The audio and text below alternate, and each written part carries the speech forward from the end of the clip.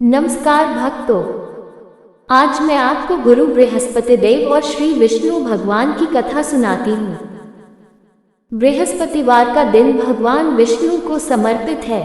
कहते हैं कि जो व्यक्ति हर गुरुवार भगवान विष्णु की पूजा करता है और गुरुवार की कथा सुनता है, गुरु बृहस्पति की और भगवान विष्णु की कृपा से उनकी सभी परेशानियां दूर हो जाती हैं।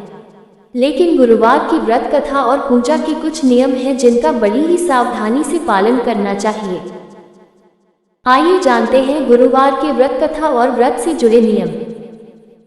गुरुवार व्रत पूजा कथा में कई ऐसी बातें बताई गई हैं जिन्हें मनुष्य को ध्यान पूर्वक अपनाना चाहिए।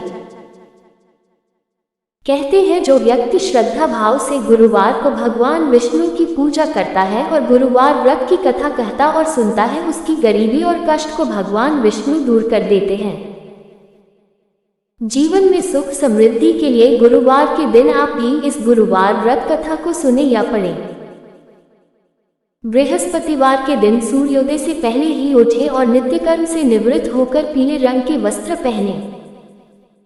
इसके बाद पूरे घर में गंगाजल छिड़कें। इसके बाद पूजा घर में श्रीहरि विष्णु की मूर्ति या चित्र स्थापित करें। फिर पीले रंग के गंध पुष्प और अक्षत चढ़ाएं। इसके बाद चना गुड़ और मुनक्का चढ़ाकर विधि विधान से पूजन शुरू करें। इसके बाद धर्मशास्त्रार्थ तत्वज्ञ ज्ञान विज्ञान पार विविधार्थिहरा चिंत्य देवाचार्य नमोस्तुते मंत्र का जप करें। इसके बाद व्रत की कथा पढ़ें। कथा पढ़ने के बाद केले के पेड़ में जल चढ़ाएं। तो आइए बृहस्पतिवार व्रत की कथा सुनते हैं। आज श्री बृहस्पतिवार व्रत कथा। भारतवर्ष में एक प्रतापी और दानी राजा राज्य करता था। वह नित्य गरीबों और ब्राह्मणों की सहायता करता था। ये बात उसकी रानी को अच्छी नहीं लगती थी। वह नहीं गरीबों को दान देती, नहीं भगवान का पूजन करती थी और राजा को भी दान देने से मना किया करती थी। एक दिन राजा शिकार खेलने वन को गए हुए थे तो रानी महल में अकेली थी। उसी समय बृहस्पति देव साधु वेश में राजा के महल में भिक्षा के लिए गए और भिक्षा मांगी। रानी ने भिक्षा देने से इनकार किया और कहा, हे साधु महाराज, मैं तो दान पुण्य से तंग आ गई हूँ। मेरा पति सारा धन लुटाते रहते हैं। मेरी इच्छा है कि हमारा धन नष्ट हो जाए, फिर न रहेगा बांस न बजेगी बांसुरी। साधु ने कहा, देवी तुम तो बड़ी विचित्र हो। धन संतान तो सभी चाहते हैं, पुत्र और लक्ष्मी तो पापी के घर भी होने चाहिए। यदि तुम्हारे पास अधिक धन है तो भूखों को भोजन दो, प्यासों के लिए प्याऊ बनवाओ, मुसाफिरों के लिए धर्मशालाएं खुलवाओ। जो निर्धन अपनी कुंवारी कन्याओं का विवाह नहीं कर सकते उनका विवाह करा दो। ऐसे और कई काम हैं जिनके करने से तुम्हारा यश लोक परलोक में फैलेगा। परंतु रानी पर उपदेश का कोई प्रभाव न पड़ा। वह बोली, महाराज आप मुझे कुछ न समझाएं। मैं ऐसा धन नहीं चाहती जो हर जगह बांटती फिरूं। साधु ने उत्तर दिया, यदि तुम्हारी ऐसी इच्छा है तो तथास्तु। साधु ने उत्तर दिया, यदि तुम्हारी ऐसी इच्छा है तो जैसा मैं तुम्हें बताता हूँ तुम वैसा ही करना। बृहस्पतिवार को घर को गोबर से लीपना, अपने केशों को पीली मिट्टी से धोना। राजा से कहना वह बृहस्पतिवार को हजामत बनवाए। भोजन में मांस मदिरा खाना और कपड़ा धोबी के यहाँ धुलने डालना। ऐसा करने से 7 बृहस्पतिवार में ही आपका सारा धन नष्ट हो जाएगा। इतना कहकर वह साधु महाराज वहां से अंतर्ध्यान हो गए। साधु के अनुसार कही बातों को पूरा करते हुए रानी को केवल 3 बृहस्पतिवार ही बीते थे कि उसकी समस्त धन संपत्ति नष्ट हो गई। भोजन के लिए राजा का परिवार तरसने लगा। तब एक दिन राजा ने रानी से बोला कि हे रानी, तुम यहीं रहो, मैं दूसरे देश को जाता हूँ क्योंकि यहाँ पर सभी लोग मुझे जानते हैं, इसलिए मैं कोई छोटा कार्य नहीं कर सकता। ऐसा कहकर राजा परदेश चला गया। वहां वह जंगल से लकड़ी काटकर लाता और शहर में बेचता। इस तरह वह अपना जीवन व्यतीत करने लगा। इधर राजा के परदेश जाते ही रानी और दासी दुखी रहने लगी। एक बार जब रानी और दासी को 7 दिन तक बिना भोजन के रहना पड़ा, तो रानी ने अपनी दासी से कहा, हे दासी, पास ही के नगर में मेरी बहन रहती है, वह बड़ी धनवान है, तू उसके पास जा और कुछ ले आ, ताकि थोड़ी बहुत गुजर बसर हो जाए। दासी रानी की बहन के पास गई। उस दिन गुरुवार था और रानी की बहन उस समय बृहस्पतिवार व्रत की कथा सुन रही थी। दासी ने रानी की बहन को अपनी रानी का संदेश दिया, लेकिन रानी की बड़ी बहन ने कोई उत्तर नहीं दिया। जब दासी को रानी की बहन से कोई उत्तर नहीं मिला तो वह बहुत दुखी हुई और उसे क्रोध भी आया। दासी ने वापस आकर रानी को सारी बात बता दी। सुनकर रानी ने अपने भाग्य को कोसा। उधर रानी की बहन ने सोचा कि मेरी बहन की दासी आई थी, परंतु मैं उससे नहीं बोली, इससे वह बहुत दुखी हुई होगी। कथा सुनकर और पूजन समाप्त करके वह अपनी बहन के घर आए और कहने लगी, हे बहन, मैं बृहस्पतिवार का व्रत कर रही थी। तुम्हारी दासी मेरे घर आई थी, परंतु जब तक कथा होती है तब तक न तो उठते हैं और न ही बोलते हैं, इसलिए मैं नहीं बोली। कहो दासी क्यों गई थी? रानी बोली, बहन तुमसे क्या छिपाऊं, हमारे घर में खाने तक को अनाज नहीं था। ऐसा कहते कहते रानी की आंखें भर आई। उसने दासी समेत पिछले 7 दिनों से भूखे रहने तक की बात अपनी बहन को विस्तार पूर्वक सुना दी। रानी की बहन बोली, देखो बहन, भगवान बृहस्पति देव सबकी मनोकामना को पूर्ण करते हैं। देखो, शायद तुम्हारे घर में अनाज रखा हो। पहले तो रानी को विश्वास नहीं हुआ, पर बहन के आग्रह करने पर उसने अपनी दासी को अंदर भेजा तो उसे सचमुच अनाज से भरा एक घड़ा मिल गया। ये देखकर दासी को बड़ी हैरानी हुई।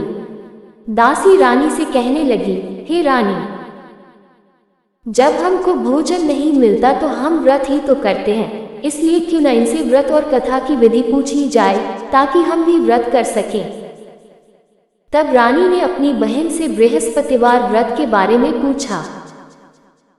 उसकी बहन ने बताया, बृहस्पतिवार के व्रत में चने की दाल और मुनक्का से विष्णु भगवान का केले की जड़ में पूजन करें तथा दीपक जलाएं, व्रत कथा सुने और पीला भोजन ही करें।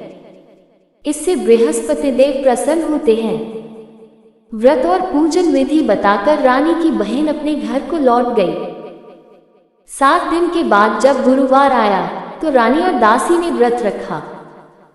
घुड़साल में जाकर चना और गुड़ लेकर आई, फिर उससे केले की जड़ तथा विष्णु भगवान का पूजन किया। अब पीला भोजन कहाँ से आए, इस बात को लेकर दोनों बहुत दुखी थे। चूंकि उन्होंने व्रत रखा था, इसलिए बृहस्पति देव उनसे प्रसन्न थे। इसलिए वे एक साधारण व्यक्ति का रूप धारण कर 2 थालों में सुंदर पीला भोजन दासी को दे गए। भोजन पाकर दासी प्रसन्न हुई और फिर रानी के साथ मिलकर भोजन ग्रहण किया। उसके बाद वे सभी गुरुवार को व्रत और पूजन करने लगी। बृहस्पति भगवान की कृपा से उनके पास फिर से धन संपत्ति आ गई, परंतु रानी फिर से पहले की तरह आलस्य करने लगी। तब दासी बोली, देखो रानी, तुम पहले भी इस प्रकार आलस्य करती थी, तुम्हें धन रखने में कष्ट होता था, इस कारण सभी धन नष्ट हो गया, और अब जब भगवान बृहस्पति की कृपा से धन मिला है तो तुम्हें फिर से आलस्य होता है। रानी को समझाते हुए दासी कहती है कि बड़ी मुसीबतों के बाद हमने ये धन पाया है, इसलिए हमें दान पुण्य करना चाहिए, भूखे मनुष्यों को भोजन कराना चाहिए और धन को शुभ कार्यों में खर्च करना चाहिए, जिससे तुम्हारे कुल का यश बढ़ेगा, स्वर्ग की प्राप्ति होगी और पितृ प्रसन्न होंगे। दासी की बात मानकर रानी अपना धन शुभ कार्यों में खर्च करने लगी, जिससे पूरे नगर में उसका यश फैलने लगा। बृहस्पतिवार व्रत कथा के बाद श्रद्धा के साथ आरती की जानी चाहिए। इसके बाद प्रसाद बांटकर उसे ग्रहण करना चाहिए। एक दिन राजा दुखी होकर जंगल में एक पेड़ के नीचे आसन जमाकर बैठ गया। वह अपनी दशा को याद करके व्याकुल होने लगा। बृहस्पतिवार का दिन था। एकाएक उसने देखा कि निर्जन वन में एक साधु प्रकट हुए। वह साधु वेश में स्वयं बृहस्पति देवता थे। लकड़हारे के सामने आकर बोले, हे लकड़हारे, इस सुनसान जंगल में तू चिंता मग्न क्यों बैठा है? लकड़हारे ने दोनों हाथ जोड़कर प्रणाम किया और उत्तर दिया, महात्मा जी, आप सब कुछ जानते हैं, मैं क्या कहूँ? ये कहकर रोने लगा और साधु को अपनी आत्मकथा सुनाई। महात्मा जी ने कहा, तुम्हारी स्त्री ने बृहस्पति के दिन बृहस्पति भगवान का निरादर किया है, जिसके कारण रुष्ट होकर उन्होंने तुम्हारी ये दशा कर दी। अब तुम चिंता को दूर करके मेरे कहने पर चलो तो तुम्हारे सब कष्ट दूर हो जाएंगे और भगवान पहले से भी अधिक संपत्ति देंगे। तुम बृहस्पति के दिन कथा किया करो। 2 पैसे के चने मुनक्का लाकर उसका प्रसाद बनाओ और शुद्ध जल से लोटे में शक्कर मिलाकर अमृत तैयार करो। कथा के पश्चात अपने सारे परिवार और सुनने वाले प्रेमियों में अमृत व प्रसाद बांटकर आप भी ग्रहण करो। ऐसा करने से भगवान तुम्हारी सब मनोकामनाएं पूरी करेंगे। साधु के ऐसे वचन सुनकर लकड़हारा बोला, हे प्रभु, मुझे लकड़ी बेचकर इतना पैसा नहीं मिलता जिससे भोजन के उपरांत कुछ बचा सकूं। मैंने रात्रि में अपनी स्त्री को व्याकुल देखा है। मेरे पास कुछ भी नहीं जिससे मैं उसकी खबर मंगा सकूं। साधु ने कहा, हे लकड़हारे, तुम किसी बात की चिंता मत करो। बृहस्पति के दिन तुम रोजाना की तरह लकड़ियां लेकर शहर को जाओ। तुमको रोज से दुगुना धन प्राप्त होगा, जिससे तुम भली भांति भोजन कर लोगे तथा बृहस्पति देव की पूजा का सामान भी आ जाएगा। इतना कहकर साधु अंतर्ध्यान हो गए। धीरे धीरे समय व्यतीत होने पर फिर वही बृहस्पतिवार का दिन आया। लकड़हारा जंगल से लकड़ी काटकर किसी शहर में बेचने गया। उसे उस दिन और दिन से अधिक पैसा मिला। राजा ने चना गुड़ आदि लाकर गुरुवार का व्रत किया। उस दिन से उसके सभी क्लेश दूर हुए, परंतु जब दोबारा गुरुवार का दिन आया तो बृहस्पतिवार का व्रत करना भूल गया। इस कारण बृहस्पति भगवान नाराज हो गए। उस दिन उस नगर के राजा ने विशाल यज्ञ का आयोजन किया तथा शहर में ये घोषणा करा दी कि कोई भी मनुष्य अपने घर में भोजन न बनावे, न आग जलावे, समस्त जनता मेरे यहाँ भोजन करने आवे। इस आज्ञा को जो न मानेगा उसे फांसी की सजा दी जाएगी। इस तरह की घोषणा संपूर्ण नगर में करवा दी गई। राजा की आज्ञानुसार शहर के सभी लोग भोजन करने गए, लेकिन लकड़हारा कुछ देर से पहुंचा, इसलिए राजा उसको अपने साथ घर ले गए और ले जाकर भोजन करा रहे थे तो रानी की दृष्टि उस खूंटी पर पड़ी जिस पर उसका हार लटका हुआ था। वह वहां पर दिखाई नहीं दिया। रानी ने निश्चय किया कि मेरा हार इस मनुष्य ने चुरा लिया है। उसी समय सिपाहियों को बुलाकर उसको कारागार में डलवा दिया। जब लकड़हारा कारागार में पड़ गया और बहुत दुखी होकर विचार करने लगा कि न जाने कौन से पूर्व जन्म के कर्म से मुझे ये दुख प्राप्त हुआ है, और उसी साधु को याद करने लगा जो कि जंगल में मिला था। उसी समय तत्काल बृहस्पति देव साधु के रूप में प्रकट हुए और उसकी दशा को देखकर कहने लगे, अरे मूर्ख, तूने बृहस्पति देव की कथा नहीं करी, इस कारण तुझे दुख प्राप्त हुआ है। अब चिंता मत कर, बृहस्पतिवार के दिन कारागार के दरवाजे पर 4 पैसे पड़े मिलेंगे। उनसे तू बृहस्पति देव की पूजा करना, तेरे सभी कष्ट दूर हो जाएंगे। बृहस्पति के दिन उसे 4 पैसे मिले। लकड़हारे ने कथा कही। उसी रात्रि को बृहस्पति देव ने उस नगर के राजा को स्वप्न में कहा, हे राजा, तुमने जिस आदमी को कारागार में बंद कर दिया है वह निर्दोष है। वह राजा है, उसे छोड़ देना। रानी का हार उसी खूंटी पर लटका है। अगर तू ऐसा नहीं करेगा तो मैं तेरे राज्य को नष्ट कर दूंगा। इस तरह रात्रि के स्वप्न को देखकर राजा प्रातःकाल उठा और खूंटी पर हार देखकर लकड़हारे को बुलाकर क्षमा मांगी तथा लकड़हारे को योग्य सुंदर वस्त्र आभूषण देकर विदा कर दिया। बृहस्पति देव की आज्ञानुसार लकड़हारा अपने नगर को चल दिया। राजा जब अपने नगर के निकट पहुंचा तो उसे बड़ा आश्चर्य हुआ। नगर में पहले से अधिक बाग, तालाब, कुएं तथा बहुत सी धर्मशाला, मंदिर आदि बन गई हैं। राजा ने पूछा, ये किसका बाग और धर्मशाला है? तब नगर के सब लोग कहने लगे, ये सब रानी और बांदी के हैं। तो राजा को आश्चर्य हुआ और गुस्सा भी आया। जब रानी ने ये खबर सुनी कि राजा आ रहे हैं, तो उन्होंने बांदी से कहा कि हे दासी, देख राजा हमको कितनी बुरी हालत में छोड़ गए थे। हमारी ऐसी हालत देखकर वह लौट न जाए, इसलिए तू दरवाजे पर खड़ी हो जा। आज्ञानुसार दासी दरवाजे पर खड़ी हो गई।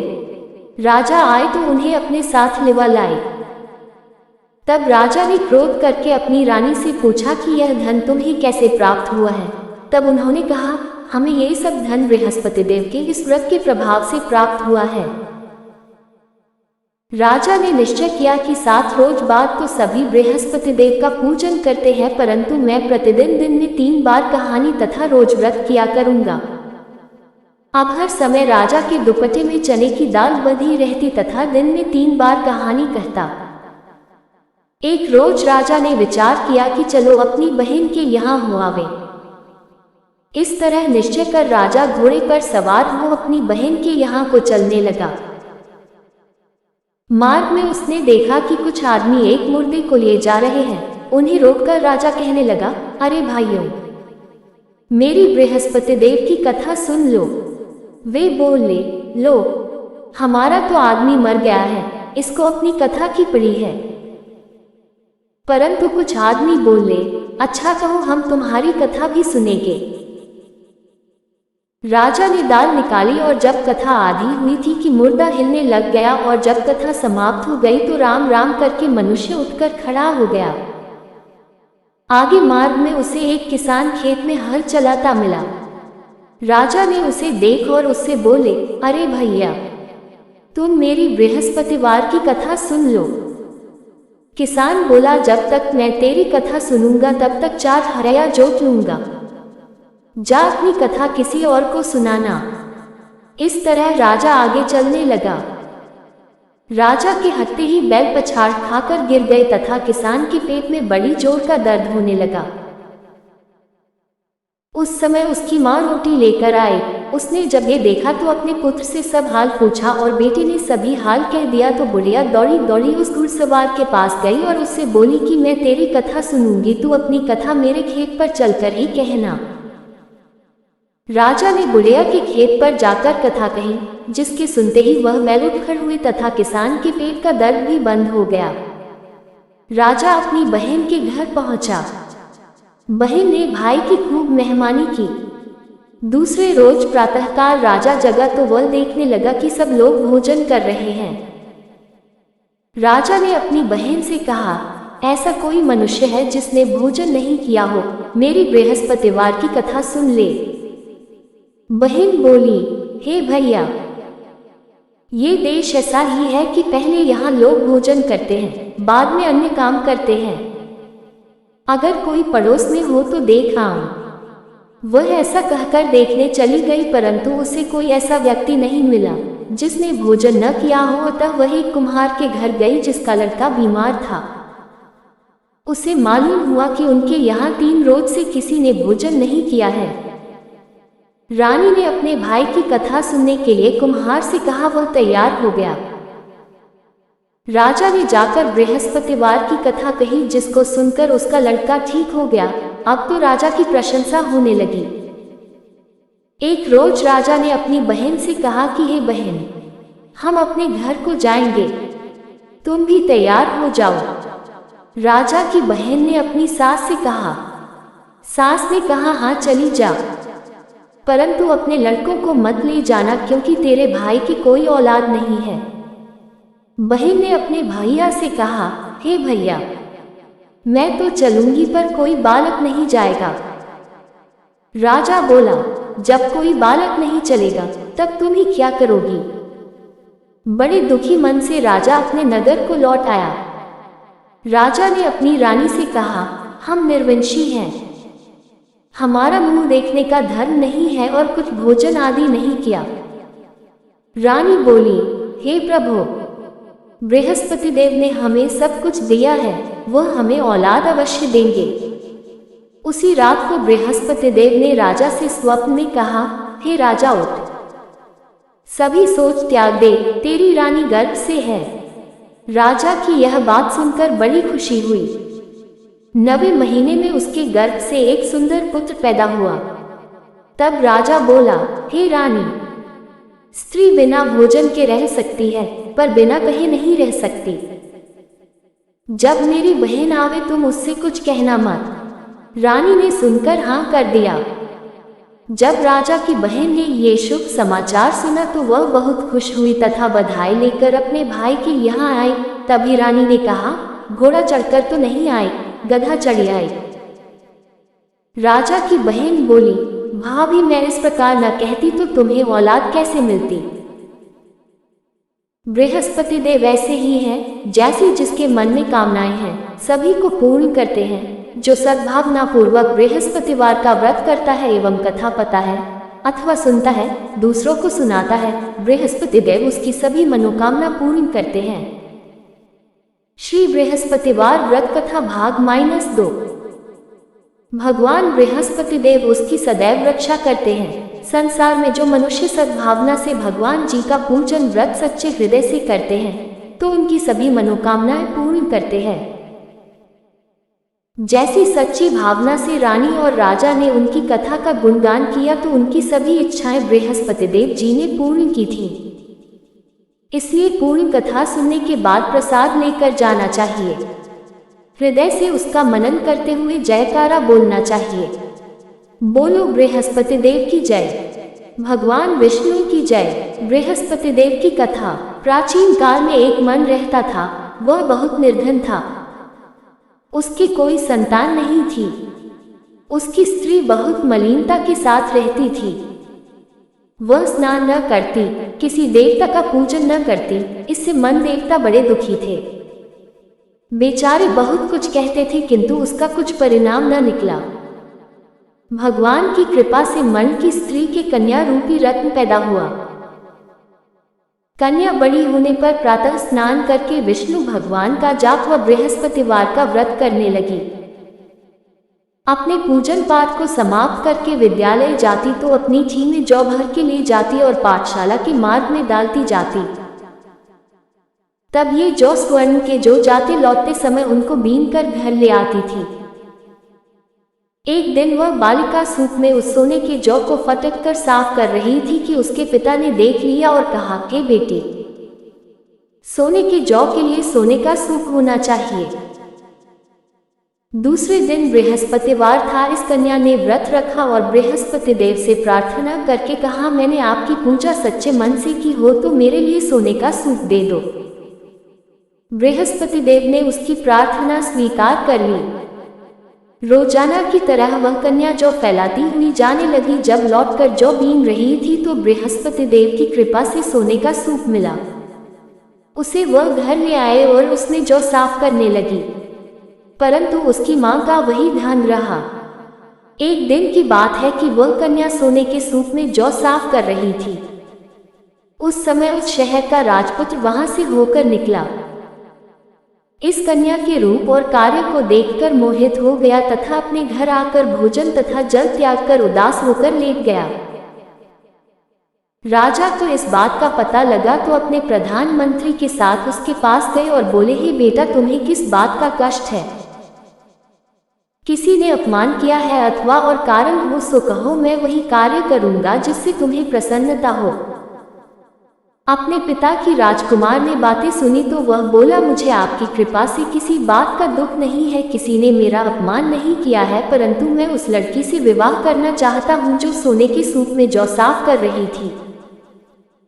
ये सुनकर राजा आश्चर्य में पड़ गया और बोला, हे बेटा, इस तरह की कन्या का पता तुम ही लगाओ, मैं उसके साथ तेरा विवाह अवश्य ही करवा दूंगा। राजकुमार ने उस लड़की के घर का पता बतलाया। तब मंत्री उस लड़की के घर गए और मन देवता को सभी हाल बतलाया। मन देवता राजकुमार के साथ अपनी कन्या का विवाह करने के लिए तैयार हो गए तथा विधि विधान के अनुसार मन की कन्या का विवाह राजकुमार के साथ हो गया। कन्या के घर से जाते ही पहले की भांति उस मन देवता के घर में गरीबी का निवास हो गया।